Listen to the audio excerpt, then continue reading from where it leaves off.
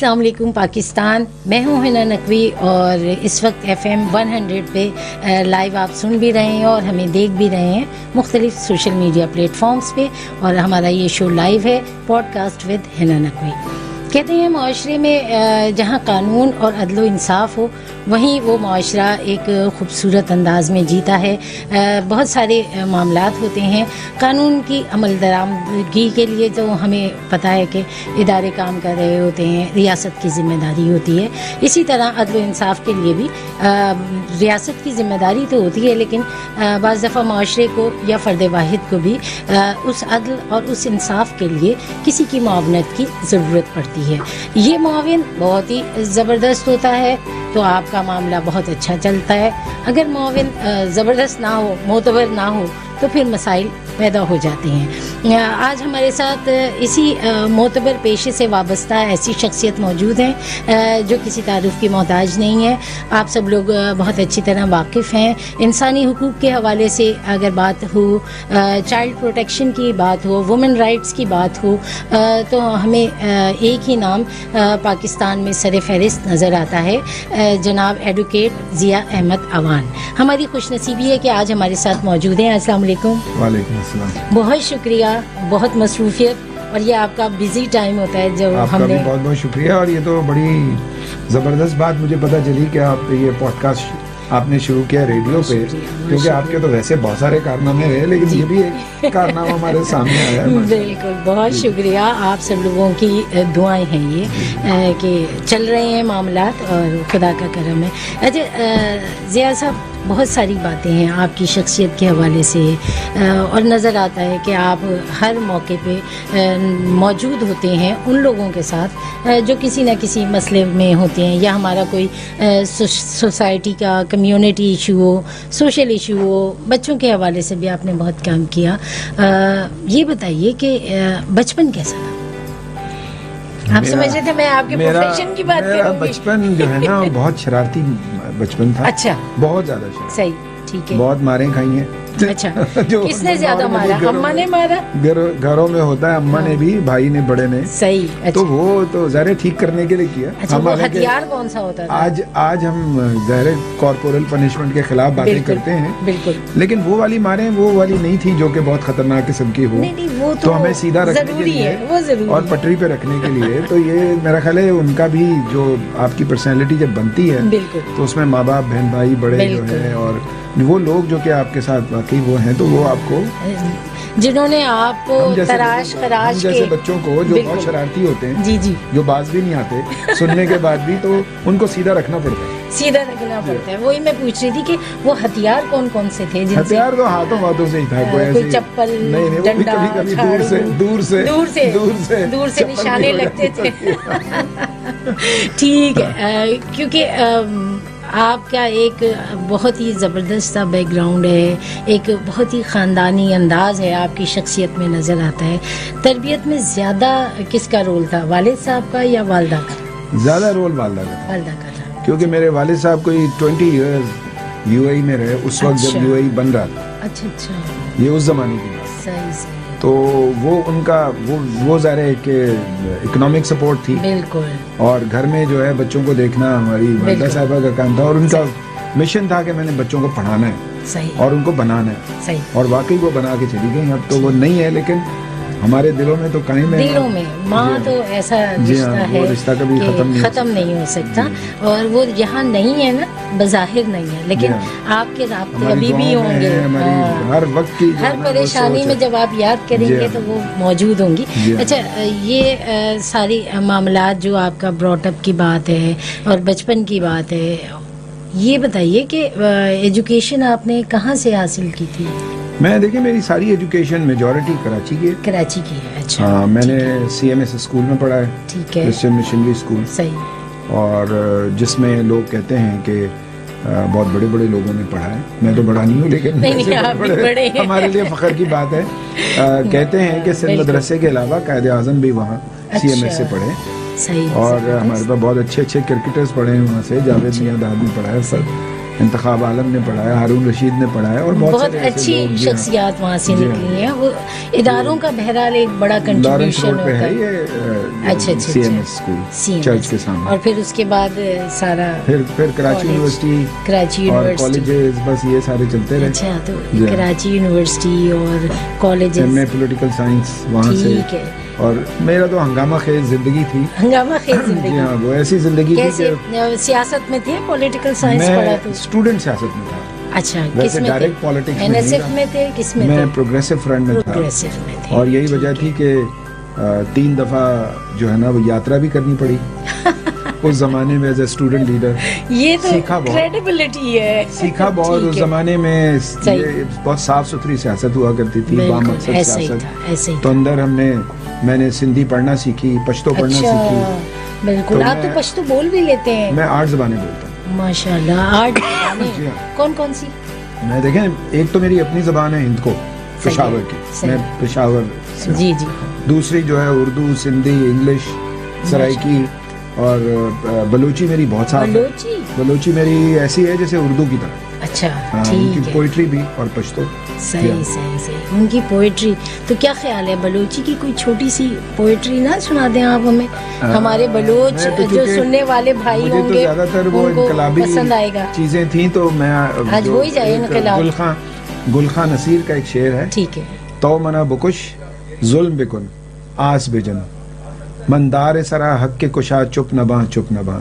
मतलब तो मना बुकुश, मुझे मार दो। अच्छा, ठीक है ना, मुझे जला दो, सही, मुझे तख्ता दार पे लिटा दो। अच्छा, लेकिन मैं हक की खातिर बोलता ही रहूंगा। वाह, जबरदस्त, बहुत ही खूबसूरत शेर और बहुत ही खूबसूरत अंदाज है। मैंने अंदर जो है ना रह के जेल में रहते हुए जी खुशहाल खान को पढ़ा है। खुशहाल खान खटक जो है, अजीम शख्सियत, जिसको कहते हैं ना कि पढ़ने से पता लगे। बिल्कुल। कि मुझे तो ऐसा लगता है कि अल्लामा इकबाल ने सारा कॉन्सेप्ट ही उनसे लिया है। अच्छा। जी हाँ, अगर आप उसको पढ़ें, एक बहुत जबरदस्त किस्म के सिपा सालार, जबरदस्त किस्म के शायर। सही। और वो उन्होंने जब ये मुगलों का आपस में झगड़ा चल रहा था बादशाहत पे, बिल्कुल, तो वो औरंगजेब आलमगीर उनसे लड़ने के लिए यहाँ आए थे हसन अब्दाल पे। सही। और फिर उन्होंने दारा शिकोह को सपोर्ट किया था। अच्छा। और पूरी पख्तून बरादरी को इकट्ठा किया। सही। बहुत नेशनलिस्ट है, बहुत जबरदस्त। बहुत तारीख हमारी बहुत खूबसूरत है, बहुत सारी बातें। और मेरा ख्याल है हम बहुत उनका शेर पश्तो का, बिल्कुल पश्तो का शेर है, ना कारगैम ना कौवा, ना मगरसिम ना शहद की मक्खियों। थोड़ा समझ रही हूं। मुगलों हलवे ताल बंदे गर्जम के, मुगलों के हलवे के थाल के गिर्द भिन भिनाता रहो। जबरदस्त। ठीक है। या जो बाज हूँ या मैं बाज हूँ या शाहबाज हूँ, या बाज हूँ या शाहबाज हूँ, अपना शिकार मैं खुद करना जानता हूँ। वाह जी, ये जबरदस्त, बहुत खूबसूरत। वो थोड़ा फारसी का इन्फ्लुएंस अल्फाज मिलते जुलते हैं। ना कारगैम ना मगरसिम, मुगलों हलवे ताल बंदे गर्जम, या ज़बाज़ हम या शाहबाज हम, पखपल अखकार पखपल को। वाह जी वाह, ज़बरदस्त अंदाज है। और इतना फ्लुएंट बलोची में गुफ्तगू हो रही है कि मुझे अफसोस हो रहा है, मुझे क्यों नहीं आती। ये पश्तो बलोच भी और पश्तो भी, दोनों जुबानों में आपने जिस तरह फ्लुएंटली बात की है, तो वो रवानी अफसोस है कि मुझे ये जुबानें समझ तो थोड़ी थोड़ी आई, लेकिन बोलनी बिल्कुल नहीं आती। अक्सर कहते हैं कि he is a true Pakistani. हाँ, सच्चा पाकिस्तानी ऐसा ही होता है। अच्छा, सच्चे पाकिस्तानी तो आप हैं, उसमें कोई शक नहीं है। और इस वक्त जिस ओहदे और जिस मनसब पे फाइज हैं और बहुत सारे काम भी कर रहे हैं, जवानी कैसी थी?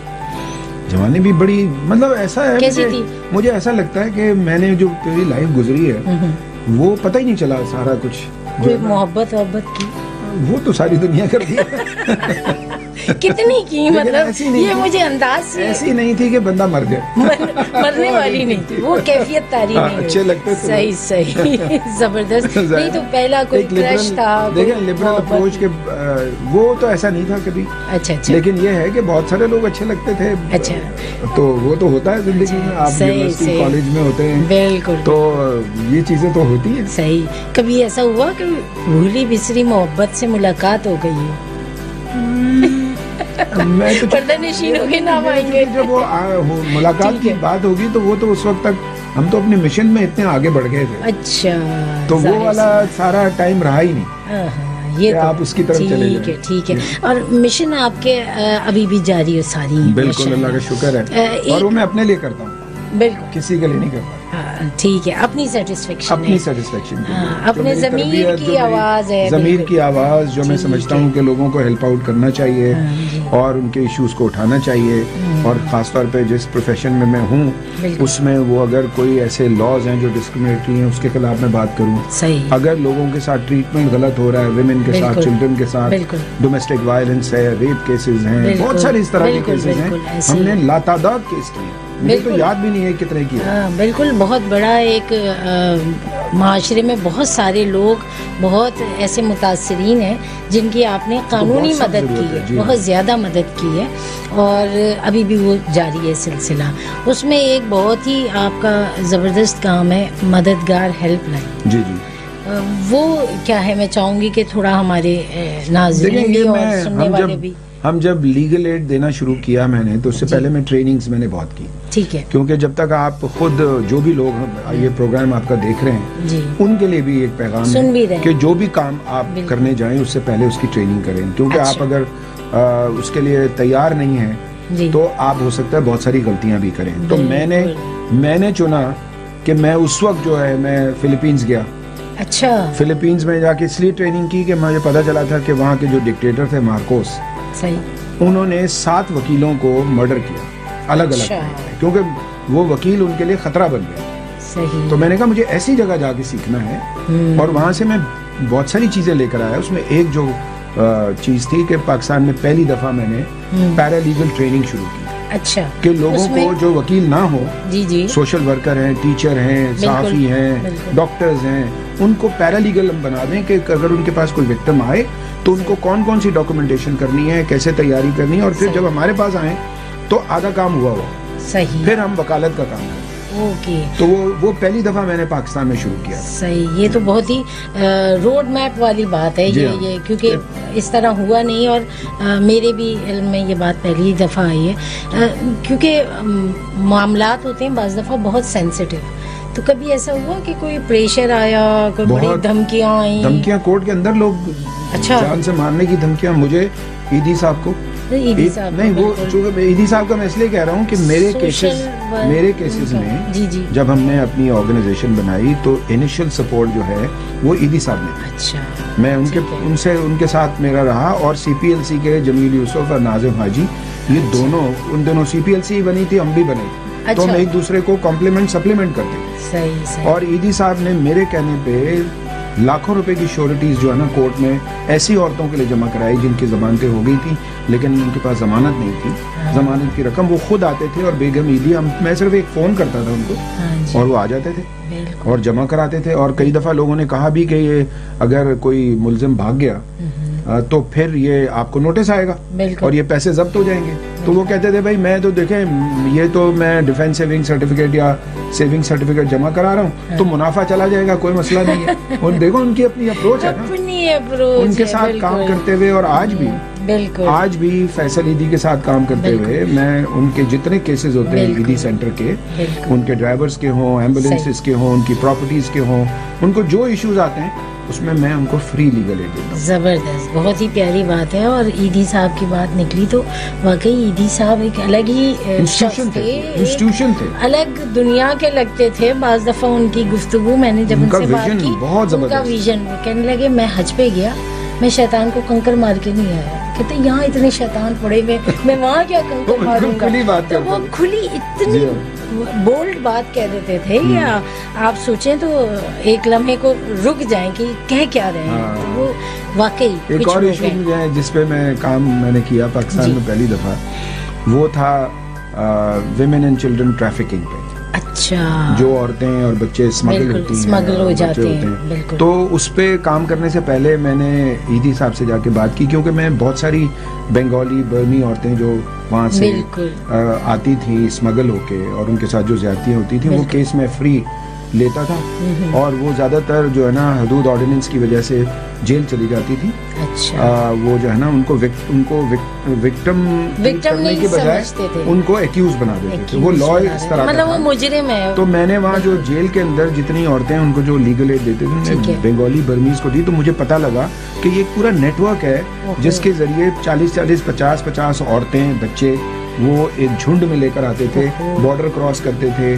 कुछ औरतों को सिक्योरिटी वाले रोक लेते थे, उधर वाले इंडिया वाले, कुछ इधर हमारे लोग ज्यादतियां करते थे और फिर वो पहुंचते थे। और वो यहाँ पे कराची के ऐसे मोहल्ले थे जहाँ पे वो तुल के बिकती थी और उनकी कैट वॉक होती थी। तो वो जब हमने केसेस लेना शुरू किए तो मैंने पहले ईदी साहब से बात की। ये भी एक बड़ा वो था कि मैंने कहा ईदी साहब मैं ये ट्रैफिकिंग पे काम करना चाह रहा हूँ। ये मैं सोराब कोर्ट में, वो भी बैठे हुए थे, मैं भी बैठा बात कर रहा था।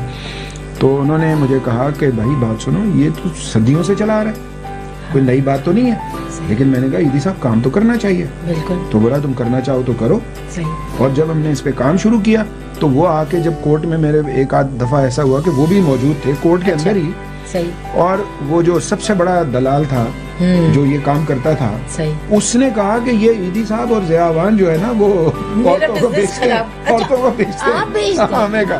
तो कोर्ट उसको बोलना नहीं आ रहा था। तो मैं बता रहा हूँ उसने जो थ्रेट भी पास किया हमें, बाहर निकले उसने थ्रेट, इस तरह के थ्रेट तो रेगुलर होते थे। ये तो बहुत बड़ा नेटवर्क और बहुत लेकिन अल्लाह ताला अगर आप सच्चे हैं, और मेरा कोई किसी से जाती झगड़ा कभी नहीं रहा।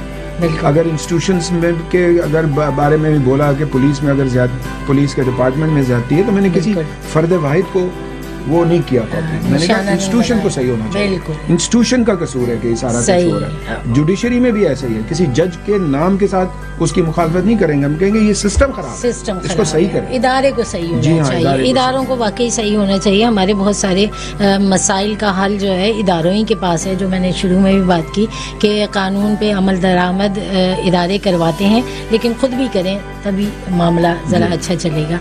अच्छा, बात फिर वापस ज़रा आपकी शख्सियत की तरफ आती है। ये भी आपकी ही शख्सियत है जो काम हम डिस्कस कर रहे हैं। कितने बहन भाई हैं? हम लोग 6 बहन भाई। आपका नंबर कौन सा? मेरा नंबर 3। नंबर 3 ठीक है, शुक्र है 2 नहीं है, वरना हम कहते हैं आप 2 नंबर हैं। बड़े भाई है माशाल्लाह। अच्छा, वो तो इंजीनियर, फ्लाइट इंजीनियर। अच्छा, माशाल्लाह माशाल्लाह। तो कितने बहनें? 2 बहनें, बड़ी बहन छोटी बहन, हम बीच में सैंडविच है, बाकी 4 भाई। अच्छा है, जबरदस्त। शादी कैसी हुई? लव मैरिज हुई, अरेंज मैरिज? इट्स मतलब mix plate because I saw, मैंने अपनी मिसेस को जो वो भी प्रोफेशन में थी जी, तो उनको देखा था, बहुत अच्छा लगा उनसे, फिर उनके पेरेंट्स से बात की। तो शख्सियत ऐसी है कि मैं समझ सकती हूँ। बिल्कुल आप मिल चुकी हैं तो वो माशाल्लाह से अल्लाह ने बहुत अच्छा साथ बनाया और अभी तक चल रहा है। और जिंदगी में मेरे अपने 3 जो है ना वो बच्चे हैं माशाल्लाह। बच्चे क्या करते हैं? बच्चे मेरे जो बड़ी बेटी है उसने लॉ में टॉप किया माशाल्लाह, ठीक है ना, वो भी बहुत एंटरप्रेन्योर है, वो तो माशाल्लाह एक्स्ट्रा इंटेलिजेंट है, माशाल्लाह एक्स्ट्रा फिर उससे छोटा है बेटा है, ठीक है, वो भी अपनी पढ़ाई में और कारोबार में सही, वो वकालत में कभी कहता है मैं करूंगा, कभी कहता है नहीं करूंगा। लेकिन जो छोटी है बिजनेस की साइड, जो छोटी है उसने माशाल्लाह भी बहुत छोटी सी है। हाँ जी बिल्कुल, वो लंदन में सॉलिसिटर हो गई है, उसने वहाँ से LLB किया। कहते हैं ना मछली के जाए को तैरना कौन सिखाए। हाँ, तो ज़ियावान की बेटी है तो यही होगा। मेरी मिसेज भी माशाल्लाह वॉलंटियरली जो है वो जो है ना बिजनेस एंड प्रोफेशनल विमेन जो डॉक्टर सलीमा अहमद वाली है, जी जी जी, उसमें वो वाइस प्रेसिडेंट हैं और वो बहुत वॉलंटियर करती हैं बहुत सारे अच्छे कामों को। ठीक है, so we are all doing something.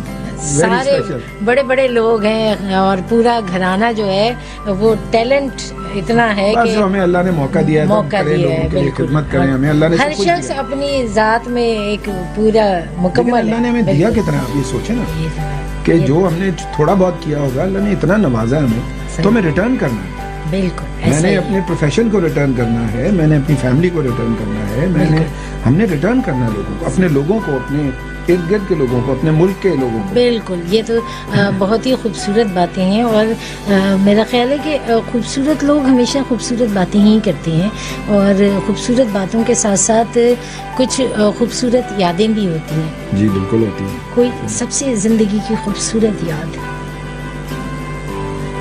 बहुत सारी है भाई, इतनी हंगामा खूबसूरत पे रुक गए, याद तक पहुंच नहीं पा रहे। इतनी हंगामा खेज जिंदगी रही है। जी जी। लेकिन एक मौका बहुत जबरदस्त था जब मुझे अवार्ड मिला जापान में। अच्छा। और वो जूनियर चैम्बर इंटरनेशनल एक वर्ल्ड वाइड ऑर्गेनाइजेशन है, ठीक है, उन्होंने मुझे अवार्ड दिया था और वो अवार्ड बहुत बड़ा अवार्ड था। अच्छा। उसका नाम है 10 लोगों को देते हैं पूरी दुनिया के, तो गोल्डन जुबली थी उनकी। सही। और उन्होंने कोबे सिटी है जापान का, वहाँ पे ये तकरीब थी जिसमें 100 मुल्कों के लोग आए हुए थे। ठीक है। और उसके जो जजेस थे जिन्होंने डिसाइड किया था उनमें रॉजर मोर भी थे, ठीक है ना, और इंटरनेशनल चैम्बर ऑफ कॉमर्स के प्रेसिडेंट भी थे। तो वो रॉजर मोर क्या कर रहे थे वहाँ पे? नहीं, रॉजर मोर जजेस में थे कि डिसाइड करना थे। अच्छा। कि किस फील्ड में जिनके हमारे जो प्रोफाइल गए हुए थे। तो उसका जो टाइटल था वो 10 outstanding persons of the world, 10 young person of the world. तो उसमें हम 10 लोग थे जिनको ये अवार्ड मिला। हमारी बड़ी पजीराई की उन्होंने, और जापानीज लोग तो पूरी दुनिया से वो 10 लोग। मैं आपको बता नहीं सकता कि जापान के लोग इतने अच्छे हैं, इतने अच्छे हैं, और वो हॉस्पिटैलिटी में तो खत्म है उनकी। जिस तरह उन्होंने हमें पजीराई हमारी की और 3-4 सिटीज में घुमाया, 2-2 गाड़ियां में अलॉट हुई थी जापान में, ठीक है ना, रहने के लिए स्वीट दिया हुआ था। उन्होंने बहुत बहुत पजीराई की, बहुत सारी तकरीबात थी जिसमें हमें उन्होंने शामिल किया। सही। अच्छा, जापान की आपने अभी बात की, वहाँ के लोगों की बात की, बहुत अच्छे हैं, बहुत मेहमान नवाज हैं, बहुत ही सच्चे और ईमानदार लोग हैं। वो उसका पूरी दुनिया में ये जापान की शोहरत मशहूर है। अपने मुल्क के लोग कैसे लगते हैं? अपने मुल्क के लोग भी बहुत अच्छे हैं। पाकिस्तान की क्या अच्छाई नजर आती है? देखिए, पाकिस्तान में लोग बहुत मासूम हैं। मासूम बेसिकली जो बहुत सारे हमारा जो सबसे बड़ा डिलेमा है वो गवर्नेंस है कि हमारे यहाँ गवर्नेंस नहीं है, वरना हमारे मुल्क में क्या नहीं है।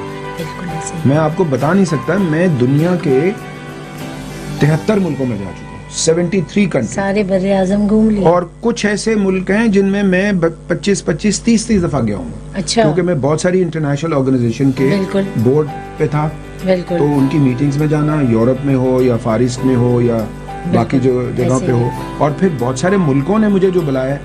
अब 3 दफा मैं यूएस गवर्नमेंट का स्टेट गेस्ट रहा हूँ, ठीक है ना, मुख्तलिफ इश्यूज पे, ट्रैफिकिंग पे, वो इश्यूज पे बुलाते थे। सही। तो वो भी 10 लोग होते थे पूरी दुनिया से। सही।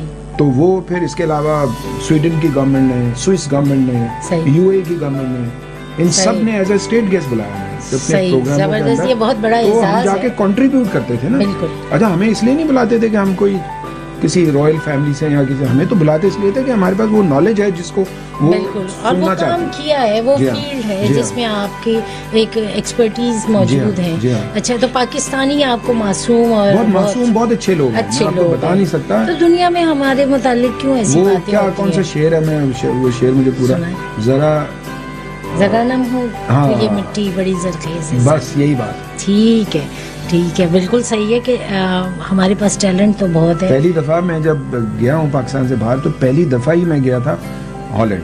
अच्छा। स्कीपोल एयरपोर्ट पे, और वहाँ से फिर मैं हेग चला गया। हेग में मेरी ट्रेनिंग थी 3 महीने की, डिप्लोमा था। तो वहाँ एक दिन हमें बस में लेके जा रहे थे सारे लोगों को, हम कोई 30 मुल्कों के 30 लोग थे। अच्छा। तो वो एक छोटी सी, मेरा ख्याल है टीला जिसको कहते हैं, वो आया तो उन्होंने कहा आप देखें अभी हमारे यहाँ पहाड़ है, हालांकि पहाड़ कोई है ही नहीं। आपको पता है हॉलैंड में पहाड़ नहीं है, तो हमारे पास क्या नहीं है? हमारे पास रेगिस्तान है, हमारे पास पहाड़, दरिया, माउंटेन रेंजेस है, दरिया है, समंदर है, कमाल रेंज, हर चीज है। दुनिया का 2nd बिगेस्ट गोल्ड माइन हमारे पास है, ठीक है ना, दुनिया का सॉल्ट है, दुनिया का 2nd बिगेस्ट कोल माइन हमारे पास है। क्या चीज नहीं है? सिर्फ गवर्नेंस नहीं है, ईमानदारी नहीं है हुक्मरानों में, और जो चीजें मैनेज करने वाले लोग हैं, इतना खराब कर दिया है कि अब उसको अगर ठीक करने भी आओ तो एक पेंडोरा बॉक्स है, उसको कहाँ से पकड़े और कहाँ से शुरू, वरना ये मुल्क बहुत बहुत जो है ना उलझ गया है, अमीर मुल्क है। बिल्कुल, आप यकीन करें, आपने वो हिमालयन की बात की, उस रेंज की बात की, मैं स्कर्दू गई क्या ज़बरदस्त वो कि आप जब उसमें फ्लाई कर रहे होते हैं तो K2 भी नज़र आ रहा है, हिमालय भी, नांगा पर्वत भी, और अमेजिंग है। ये लगता नहीं कि पाकिस्तान मैं देखें स्विट्जरलैंड स्विस गवर्नमेंट ने मुझे बुलाया था, जिसमें हम पाकिस्तान से 4 लोग थे, 2 गवर्नमेंट के और 2 सिविल सोसाइटी। उन्होंने जब हमें 5-6 सिटी विजिट कराए तो वो दिखा रहे थे, उन्होंने अपनी पहाड़ियों को इनको बड़ा मैनेज कर लिया कि पानी भी वहाँ जाता है। अच्छा। सारी चीजें हम नहीं कर पाए, लेकिन हमारे पास इतनी नेचुरल है ना। और जितने स्विस लोग एक जमाने में, आपको पता है पाकिस्तान, कराची, पूरा मुल्क फॉरेनर्स के साथ भरा हुआ था। आज तो कोई एक आध गोरा नजर आ जाए तो हम कहते हैं यार ये कैसे आ गया, ये आ कैसे वरना हमने तो अपने जवानी के जमाने में भी हमारे कराची यूनिवर्सिटी में इंटरनेशनल हॉस्टल हुआ करता था, जहाँ पे सारे स्टूडेंट मलेशिया के, जॉर्डन के, फलाने हर जगह के लोग थे और वो पढ़ने आते थे। अब हमारे लोग उनकी जगह वहाँ पढ़ने जा रहे हैं। और ये बदकिस्मती है हमारी, ये बदकिस्मती टूरिज्म की भी है, और मेरा ख्याल है कि हमारे मेयार तालीम की भी है। मेयार तालीम भी हमारा बहुत ही दिन ब दिन नीचे की तरफ जा रहा है। और क्योंकि बात है आपके प्रोफेशन की, अमूमन लोग कहते हैं कि वकील जो होता है वो बड़ा चालाकी से ट्विस्ट कर जाता है बातों को, और बहुत सारी लतीफ़े मज़ाक में भी वकालत पे बात होती है। तो क्या सारे वकील ऐसे ही होते हैं? देखिए मैं आपके सामने बैठा हूं। आप तो ईमानदार हैं। नहीं, मैं ईमानदार अगर ना भी हूँ, लेकिन एक अपनी जो मेरी तालीम है उसको मैं बेटर वे में यूज। बिल्कुल। हमारा सिस्टम ऐसा है, मैं आपको बताऊं कि हमारा इस वक्त जो क्रिमिनल जस्टिस सिस्टम है या सिविल लिटिगेशन है वो बहुत एक्सप्लॉयटेटिव है। ठीक है। इट इज़ नॉट वर्दी कि मैं बोलूं कि मेरा जो ये जस्टिस का निज़ाम है ये अप टू मार्क है, अप टू द मार्क क्या 50% भी नहीं है। बिल्कुल। हमारे जो ये जुडिशियल सिस्टम को सर्जरी की जरूरत है। सिर्फ इंजेक्शन से नहीं होगा काम, टैबलेट से नहीं होगा, इसको सर्जरी चाहिए। हमें वो हुक्मरान चाहिए कि जो इसकी सर्जरी करे। सही, सर्जरी करे कि इंसाफ होता हुआ नजर आए, जो नहीं आता नजर नहीं आता, हम उसकी हम विश कर रहे हैं। और वो जब मैं इंसाफ के निज़ाम की बात कर रहा हूँ तो मैं वकालत का प्रोफेशन भी उसका पार्ट है। बिल्कुल। हमारी बार काउंसिल, बार एसोसिएशन, वो भी इसका पार्ट है। तो वो भी ऐसी नहीं है कि मैं बहुत फख्र से बोलूँ कि हमारी बार एसोसिएशन और बार काउंसिल बहुत अच्छे काम कर रही है, हमारे नए आने वाले नौजवान वकला को सही डायरेक्शन पे लेके जा रही है कि वो एथिकल हों, लोगों से वो एक्सप्लॉइट ना करें, लोगों की मदद करें, लोगों की मदद करें लोग। अच्छा, हर वकील, मैं आपको बताऊं, हर वकील कहीं ना कहीं लोगों को मदद कर रहा होता है। मेजॉरिटी अपने मोहल्ले में, अपने इलाके में, अपनी मासी को, अपने रिश्तेदारों को फ्री लीगल एड दे रहे होते हैं। सही। लेकिन वो एक्नॉलेज नहीं होता। सही। हमारी बार काउंसिलों के पास ये विजन नहीं है। मैं खुद भी बार काउंसिल में रहा हूँ और मेरी ख्वाहिश है कि बार काउंसिल ऐसी हो कि वो हमारे लाइसेंसिंग अथॉरिटी है। तो हम हर साल जब अपना लाइसेंस रिन्यू कराते हैं तो जब तक हम अपनी कोई एजुकेशन, कोई ट्रेनिंग, कोई ऐसा कारनामा ना बताएं, हमारा लाइसेंस आगे नहीं बढ़ना चाहिए। मतलब कुछ ना कुछ रिफ्रेशर ये पूरी दुनिया में होना चाहिए। ठीक है। ये देखिए ना, ये बहुत सारी बातें हैं जो यकीनन आवाम को नहीं पता, और जो हम देखते हैं इंसाफ का प्रोसेस बहुत स्लो होता है, तो इसलिए भी एक ये तासुर कायम हो चुका है कि इंसाफ मिलेगा नहीं, मिलेगा तो बहुत देर से मिलेगा, और एक्सपेंसिव भी है, और बाज़ दफ़ा ये भी है नज़र आता कि इंसाफ होगा ही नहीं। सही है, ज्यादती हो जाएगी, एतबार नहीं होगी। और वो बकौल शायर के, उसी का शहर वही मुद्दई वही मुनसिफ, उसी का शहर वही मुद्दई वही मुनसिफ, हमें यकीन है हमारा कसूर निकलेगा। तो आवाम को यही यकीन है, और इस यकीन को यकीनन हमें बदलना है। ज़िया अवान हमारे साथ मौजूद हैं, और एक छोटा सा हम वक्फा लेंगे और उसके बाद हम मज़ीद गुफ्तगू करेंगे। और आप देखते रहें और सुनते रहें FM 100 पाकिस्तान। मैं हूँ हिना नकवी, आप सुन रहे हैं FM 100 पाकिस्तान लाइव। और हमारे साथ मौजूद हैं जनाब एडवोकेट ज़िया अहमद अवान। अच्छा ज़िया भाई, बहुत सारी बातें हमने की, हम कानून के हवाले से भी बात कर रहे थे और ये भी बात कर रहे थे कि वुमेन्स ट्रैफिकिंग और चाइल्ड प्रोटेक्शन के हवाले से भी, ट्रैफिकिंग के हवाले से भी, लेकिन अभी तक ये मामला चल उसी तरह रहे हैं। इसमें बेहतरी क्यों नहीं आती है? ये सिलसिले कुछ कम क्यों नहीं हो जाते? उसकी फॉर्म चेंज हो गई है। अच्छा, फॉर्म चेंज हो गई है। अब मुख्तलिफ, अब जो है ना ज़्यादा जो स्मगलिंग है, ह्यूमन स्मगलिंग, जी जी, ट्रैफिकिंग भी है। अच्छा। ट्रैफिकिंग एक अलग चीज़ है और ह्यूमन स्मगलिंग अलग है। ह्यूमन स्मगलिंग में वो लोग आते हैं, क्या फ़र्क है इन दोनों में? देखिए, ह्यूमन स्मगलिंग में वो लोग आते हैं जो अपने तलाश माश के लिए अपनी जिंदगियों को दांव पे लगाते हैं। अच्छा, वो जो कश्तियाँ डूब जाती हैं, कश्तियाँ डूब जाती हैं और उनको लोग जो है जिस तरह रिक्रूट कर रहे होते हैं, वो जो है ना स्टो अवे केस जो होते हैं, जैसे बहरी जहाज में छुप गए और उसमें मर गए, ठीक है ना, किश्तियों में बैठ के निकल गए, या बॉर्डर क्रॉस करते हुए, मैं ऐसे बहुत सारे लोगों से मिला कि जब वो ईरान के रास्ते से गए तो वो बर्फ में ऐसे गए कि उनके पाँव शल हुए, कटे हुए, अच्छा, पाँव तक कट गए। तो ये जो लोग अपनी तलाश माश के लिए, दुनिया इसको रोक नहीं सकती, क्योंकि जब आप इकोनॉमिकली स्टैब्लिश नहीं होंगे तो एक ज़माने में हमारे यहाँ बांग्लादेशी औरतें, बच्चे, मर्द सब आते थे। जब वो इकोनॉमिकली स्टेबल हुआ तो फिर वहाँ का सिस्टम डिफरेंट हो गया। फिर वहाँ के लोग जो जाने लगे, फिर तो औरतें बच्चे कम, वो इंडिया तो जरूर जाते रहे, लेकिन वो उसमें उनके मर्द जो है ज्यादातर वो फिर यूरोप की तरफ गए, फारिस की तरफ गए। अब आप देखें जाके लंदन में तो बंगालीज के पूरे मोहल्ले बिल्कुल ऐसे ही है, बिल्कुल ऐसे ही है। तो इस तरह यूरोप में भी आप पेरिस चले जाएं, दुनिया के किसी मुल्क में भी चले जाएं। ठीक है, ठीक है। जैसे बहुत सारी बातें हैं, बहुत सारे लोग हैं, तो ये सारा मेरा ख्याल है कि मईशत पे इसका सारा दारोमदार है, ये सारे क्राइम्स का और चीज़ों का। देखिए, मईशत से भी जुड़ा हुआ है, सही, लेकिन उसके अलावा आपकी लॉ इन्फोर्समेंट जो होती है। अच्छा। और देखें, पाकिस्तान का एक जो अलमिया है जी, वो ये है कि ये स्मगलिंग है, ह्यूमन स्मगलिंग, जी जी, या आप उसको बोलें जो ड्रग्स स्मगलिंग है, जी, ये भी या बाकी जो चीजें कंट्राबैंड आइटम्स जो आते हैं और जाते भी हैं। पाकिस्तान की मजबूरी है कि पाकिस्तान के जो बॉर्डर हैं वो पोरस बॉर्डर है, बहुत बड़ा मुल्क है और हर जगह पे सिक्योरिटी गार्ड नहीं बैठ सकता। और कितने ममालिक आपस में कनेक्ट हो रहे हैं हमारे बॉर्डर। अगर उनको ह्यूमन स्मगलर इसलिए भेज रहे हैं कि उनको लेने के लिए लोग तैयार हैं। डिमांड एंड सप्लाई का इशू है। देखें, इकोनॉमिक्स का इशू है ये भी कि जहाँ डिमांड होगी, बिल्कुल आपको पता है कि अगर यूएई में डिमांड है, बिल्कुल, तो लोग कश्तियों में पहले भी जाते रहे, अब भी जाते हैं, ठीक है ना। अब भी वो विजिटर वीजा लेके वहाँ काम शुरू कर देते हैं। अब हमें कहा जाता है कि जी वीजे इसलिए रोक रहे हैं कि हमारे लोग जाके वहाँ भीख मांग रहे हैं। ऐसा देखें नहीं है। अच्छा। मैं इससे थोड़ा सा इख्तलाफ करता हूँ। मैं चाहूंगी ये मौक़िफ़ आप जरूर वज़ाहत करें। ये यूएई ने ठीक है तरक्की बहुत की है, ठीक है, और इस पर कोई शक नहीं है, अल्लाह उसको और बढ़ाए।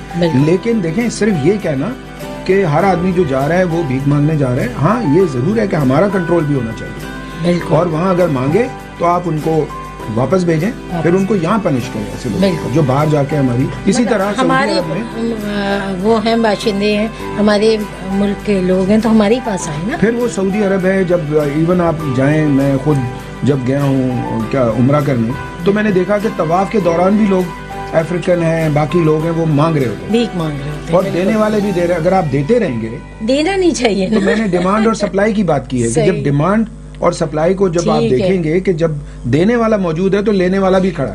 तभी तो हम देखते हैं ना कि ईद में, रमजान में कराची के अंदर बसें भर भर के, ट्रेनें भर भर के आ रही होती हैं, और उस वक्त अचानक से बहुत ज्यादा हमें फकीर नजर आते हैं। हर सिग्नल पे 10-10, 15-15 भरे हुए होते हैं, वो सीजन लगाने आते हैं ना। मैं बहुत सारे टीवी प्रोग्राम कर चुका हूँ सही इस पे, और जिसमें हमारे जो जमात इस्लामी के जो मेयर थे नेमतुल्लाह साहब, वो भी मेरे साथ पैनल में बैठे हैं, और वो मैंने उनको ये कहा कि जनाब, ये जो आप है सिर्फ रमजान के महीने में बैनर लगाते हैं कि आप इनको भीख ना दें, आप पहले सिस्टम क्रिएट करें। ऐसे लोग जो आते हैं उनको आप किस तरह, अब जो बैगर्स के लिए एक होम बना था, बिल्कुल कोरंगी में पूरा होम बन गया, पता चला वो पुलिस ने ले लिया।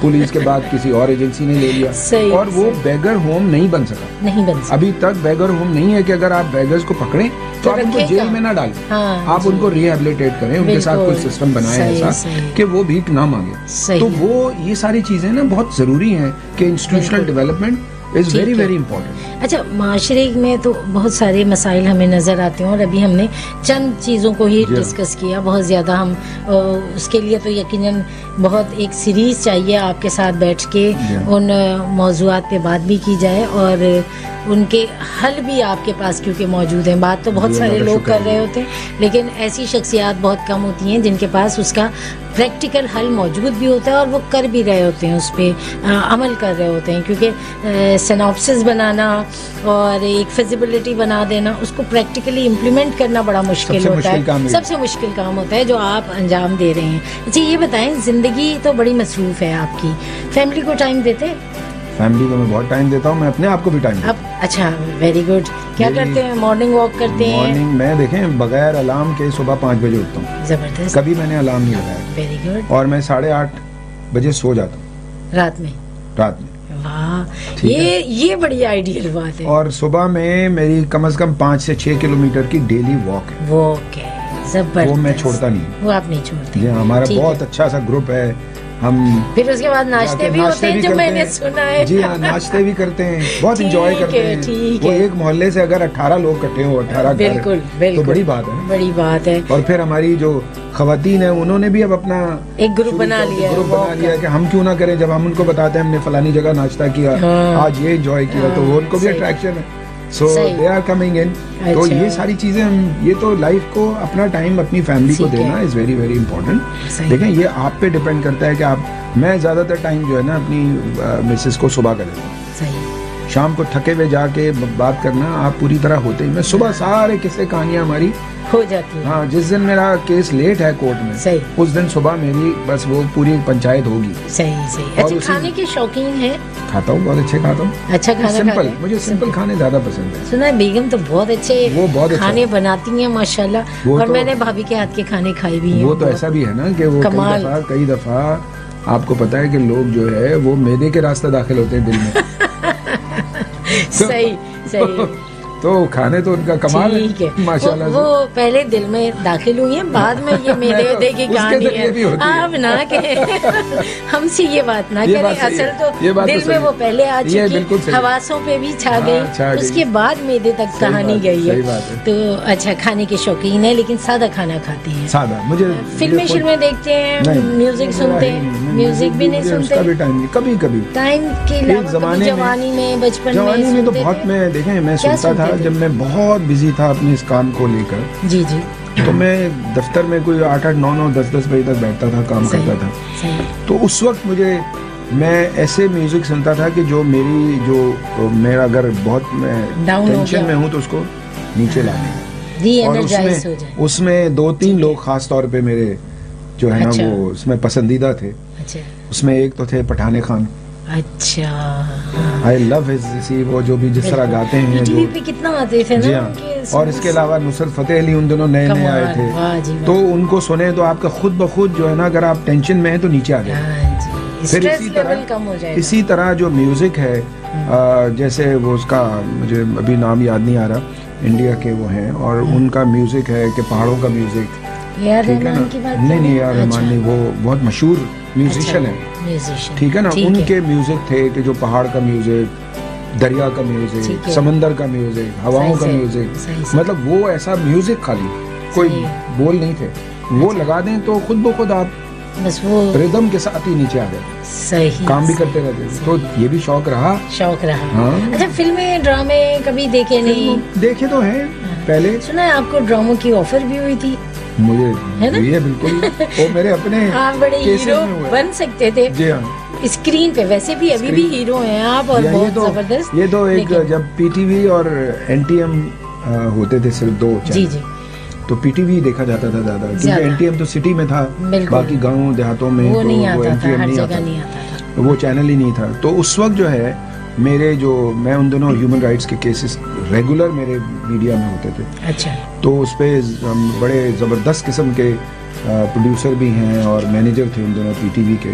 ज़हीर अहमद खान साहब जी, बहुत बड़ा नाम है उनका। उन्होंने मुझसे डिस्कस किया, मुझे कहा कि मैं इसको, उन्होंने कंसीव किया इसको कि इसको हम प्ले की सूरत में लेकर आते हैं। जी हाँ, प्ले की सूरत में हर दफ़ा एक अलग केस होगा और वो आपके केसेस होंगे। तो उसमें फिर उन्होंने उन दिनों बजिया भी, जब बजिया से भी एक दफ़ा उनके रूम में ही बात हो रही थी PTV में, तो बजिया ने कहा कि इसको मैं लिखूँ ये प्ले। ठीक है। तो ज़हीर साहब ने कहा कि हम ऐसा करते हैं कि ये जो लिखने इस तरह के जो सीरियस प्लेज हैं, वो भी सीरियस लिखती है, ऐसा नहीं कि नहीं लिखती थी, बहुत माशाल्लाह, लेकिन अलग फॉर्मेट है ना उनका फॉर्मेट अलग था। तो उन्होंने कहा कि इसको हम उनको देंगे अपना हमीद साहब को, हमीद काश्मीरी साहब, बहुत बड़ा नाम, हमीद काश्मीरी ग्रेट मैन, अभी नहीं हमारे दरमियान, वो भी और बजिया भी।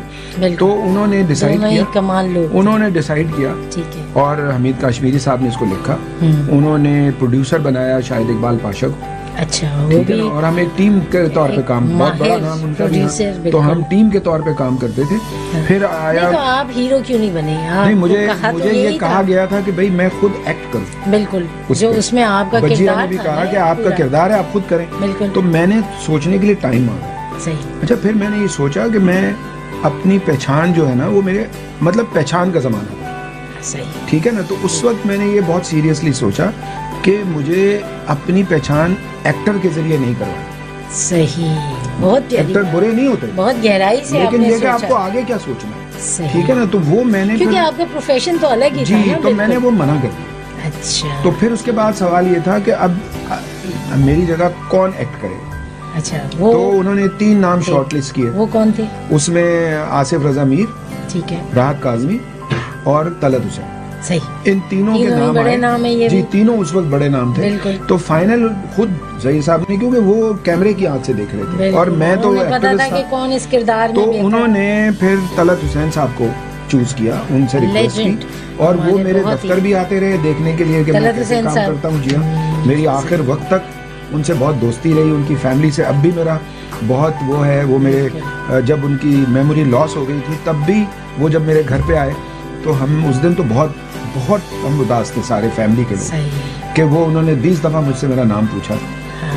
वो शख्स जो कि हमारी दोस्ती थी, और जी हाँ, इतने ज़बरदस्त इंसान जिन्होंने कुरान इंग्लिश में ट्रांसलेट किया, उनकी जो बैकग्राउंड की चीजें हैं ना, आपको अंदाजा ही नहीं है वो क्या आदमी थे। नापा में जिस तरह वो एकेडमिक काम थे, उनके मामलात बड़े स्ट्रॉन्ग थे। जी हाँ, अभी रक्षंदा साहिबा, जो रक्षंदा तलत हुसैन, वो रेगुलर मेरे कांटेक्ट में रहती है। अच्छा। उनकी बेटी तजीन भी, सारे लोग। तो हम मतलब एक दूसरे के साथ, तो खैर स्क्रीन पे भी नजर आती हैं। बिल्कुल। अच्छा, इंसाफ की बात हो रही है और आपकी बहुत सारे कारनामे हैं, उन्हीं में से एक कारनामा जो है मेरे हाथ में इस वक्त मौजूद है, barriers to access to justice and city court of Karachi. जी, ये एक किताब आपकी तहरीर करदा, जिसका उर्दू में है कराची सिटी कोर्ट में इंसाफ तक रसाई में रुकावटें, और इसके अलावा कराची जे सिटी कोर्ट मां इंसाफ ताई रसाई इन मां रुकावटें। मैं सही पढ़ रही हूँ? सही पढ़। इतनी तो सिंधी आती है मुझे। ये 3 इसके वर्जन्स हैं। तो ये जरा इस किताब के हवाले से कुछ बात हो जाए। ये देखिए, मैंने ये इसमें क्या खुलासे हैं? ये पिछले साल मैंने दाखिल किया। ठीक है। क्योंकि जो इंसाफ तक रसाई जो है ना, सबसे पहला मरहला होता है। बिल्कुल। फिर इंसाफ मिलना चाहिए, तो दूसरा है कि इंसाफ होता नजर आए। तो हमारा जो सिटी कोर्ट है वो इतना कंजेस्टेड हो गया है कि सिटी कोर्ट जब ये बना था तो उस वक्त बहुत थोड़ी सी कोर्टों के लिए बना था। एक्चुअली तो ये जेल हुआ करती थी। सही। प्री पार्टीशन में ये सिटी कोर्ट जो है ये जेल थी। फिर यहाँ पे कोर्ट बनाई इन्होंने, और ये फिर शहर बढ़ता गया, आपको पता है। और आपको पता है लिटिगेशन कितनी है, तो उसमें बढ़ते बढ़ते अब ये हाल है कि वहाँ चलने का रास्ता भी नहीं है। अच्छा। और जो जज और वकील जो है, वो जज और कोर्टें वो डरबों में बनी हुई। तो जब आपके इंसाफ के निजाम का यह हाल हो, तो फिर लोग आपसे कैसे तवक्को करेंगे कि देखें, ये जो हमारा हाईकोर्ट की बिल्डिंग है, हाईकोर्ट की बिल्डिंग जयपुर के पत्थर से बनी हुई है। अच्छा। ठीक है ना, ये प्री पार्टीशन में बनी। ठीक है। और ये सिर्फ 6 जजों के लिए बनी। आज उसमें कोई 25-30 जज बैठे हुए, और उनका स्टाफ भी है और सारा कुछ है। और ये जो हाई कोर्ट में उन्होंने जब बनाया था, जिन लोगों ने, इतने बड़े लोग थे, इतने विजन वाले लोग थे कि उन्होंने पहले देखा कि आगे कितने सालों तक ये हमने इसको वो करना है। तो हाई कोर्ट की बिल्डिंग को आप देखें, इतनी ग्रेसफुल है, और अगर वहां जाएं आप तो आपको लगता है कि भाई मैं किसी ऐसी जगह पे आ गई हूँ या आ गया हूँ कि यहाँ से कुछ वाकई मिलने की उम्मीद है जब जज बैठा हुआ हो। और एक इम्प्रेशन है, एक एम्बियंस बना हुआ है बिल्कुल। कोर्ट रूम का जो एक एम्बियंस है वो सारा, वो दैट इज इम्पोर्टेंट। लेकिन अगर आप सिटी कोर्ट चले जाए तो आपको लगता है कि आप मछली मार्केट भी अच्छी होगी, सही, बाजार भी अच्छा होगा, जोड़िया बाजार भी ऑर्गेनाइज होगा। हाँ, हम उससे भी चले गए। तो वो मैंने उसको मेरा मतलब इसको फाइल करने की वजह ये थी कि मैंने जिंदगी में तो जो हासिल करना था कर लिया, अब उसको रिटर्न कैसे करूं। ठीक है। अपने नौजवानों के लिए, अपने वकला के लिए, अपने जजेस के लिए, अपने स्टाफ जो काम कर रहे हैं उनके लिए कैसे अच्छा माहौल बनाए। लेकिन इसमें ये जरूर हुआ कि मुझे जुडिशरी ने भी सपोर्ट की। मुझे जो अभी जो कुछ अर्सा पहले तक जो चीफ जस्टिस थे उन्होंने, जुनेद गफ्फार साहब, उन्होंने भी सपोर्ट किया। उस वक्त जो रजिस्ट्रार साहब थे अपना लगारी साहब, सोहेल लगारी साहब, अब वो तरक्की करके चले गए इस्लामाबाद। अच्छा।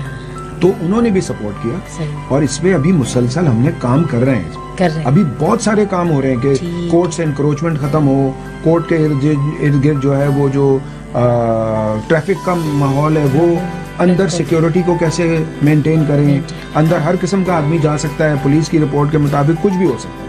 कोर्ट के अंदर चेकिंग नहीं हो पाती, कुछ नहीं, और वहाँ इंक्रोचमेंट बहुत है, खुद कोर्टों ने भी की हुई है इंक्रोचमेंट, तो वो भी हम देख रहे हैं कि उसको हम कैसे हैंडल करें। तो ये एक बहुत बड़ी मकसद किस्म की पिटिशन है जो मैं बड़ा सेटिस्फाइड अपने आप को फील करता हूँ कि मैं रिटर्न कर रहा हूँ। सही। अच्छा, जिंदगी की कोई ख्वाहिश है जो रह गई है पूरी करनी? बहुत सारी हैं, बहुत सारी, हजारों ख्वाहिशें दुबई निकलेंगी उसकी। और खास तौर पे मेरी एक ख्वाहिश है, पहली पहली ख्वाहिश ये है कि मैं एक ऐसी एकेडमी डेवलप करूं, अपने लिए नहीं, अपने मैं खुद भी कर सकता हूं, लेकिन वो बार के अंडर में हो, बार काउंसिल, बार चलता रहे, सिलसिला चलता रहे, उसमें जितने नौजवान वकला हैं और इवन जो सीनियर वकला हैं वो अपना रिफ्रेशर करें लॉज के बारे में। बहुत अच्छी बात है, क्योंकि लॉज जो है हमारे यहाँ ढेरों के हिसाब से सही, ऐसा है, ढेरों के हिसाब से। मैंने अभी एक 2019 में यूएन विमेन के साथ मिलके मैंने एक ट्रेनिंग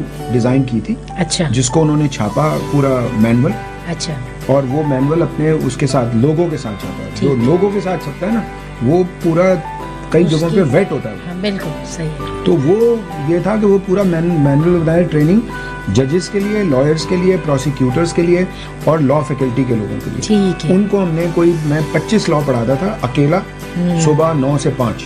अच्छा। 2 दिन में 25 लॉज, बड़े और यूएन का सिस्टम। तो हमने 5 शहरों में, कराची, कोयटा, दादू, खैरपुर और रावलपिंडी, ये यूएन विमेन ने डिसाइड किया था कि इन शहरों में करना। सही। तो जब इवन सेशन जजेस जो है ना, डिस्ट्रिक्ट एंड सेशन जजेस हमारे उसमें ट्रेनिंग में बैठे होते थे, पूरे 2 दिन जो है ना वो हमने उनको ट्रेनिंग देते थे। तो पता ये चला कि जो मैं 25 लॉ पढ़ाता था उसमें 95% जजेस, लॉयर्स, प्रोसिक्यूटर्स ने उन लॉज को खोल के नहीं देखा।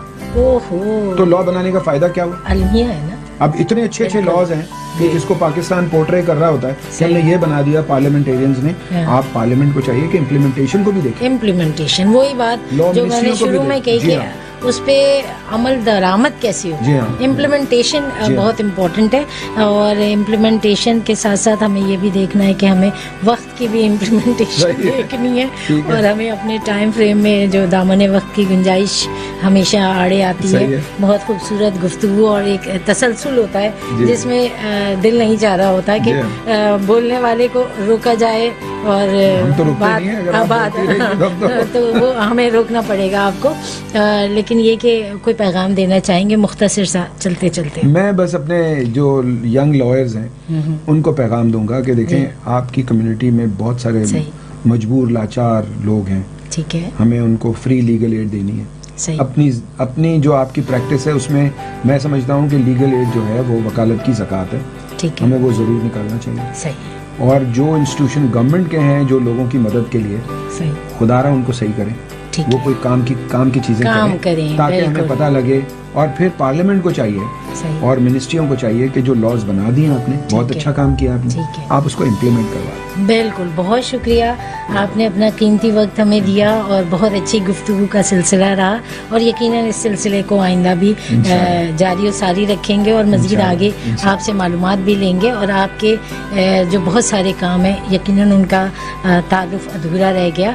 हमारे साथ मौजूद थे एडवोकेट जनाब ज़िया अहमद अवान और बहुत ही डायनामिक शख्सियत है इनकी और बहुत सारा कुछ कर रहे हैं, बहुत सारा कुछ करना चाहते हैं आवाम के लिए, मुल्क के लिए, बहुत मोहब्बत रखते हैं, बहुत दर्द रखते हैं लोगों का और अरबाब इख्तियार से भी दरख्वास्त करते हैं कि कुछ बेहतरी की तरफ जाएं। और इनकी शख्सियत के लिए बस इतना ही कहूँगी कि अंधेरा रास्ता रोकेंगे कब तक, अंधेरा रास्ता रोकेंगे कब तक, मैं सूरज हूँ उभरता जा रहा हूँ। हिना नकवी को पॉडकास्ट विद हिना नकवी से इजाज़त दीजिए। अल्लाह हाफिज़।